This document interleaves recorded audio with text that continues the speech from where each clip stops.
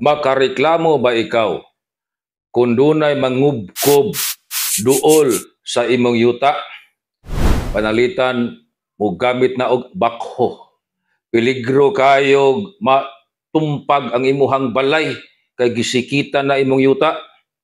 O dili ba peligro nga madaot ang imong yuta kay ang pagkubkob duol na kayo sa imong yuta? Makareklamo ba ikaw? Ang tubag, yes. Sumapa sa Article 684 o sa Article 685 sa the New Civil Code. Og duna ganay mohimo og pagpangubkob, iyang siguroon nga dili siya makahatag og disgrasya. Iya gayod nga siguroon nga ang iyahang pagkubkob dili makamugna og danyos ngadto sa kasikbit nga yuta.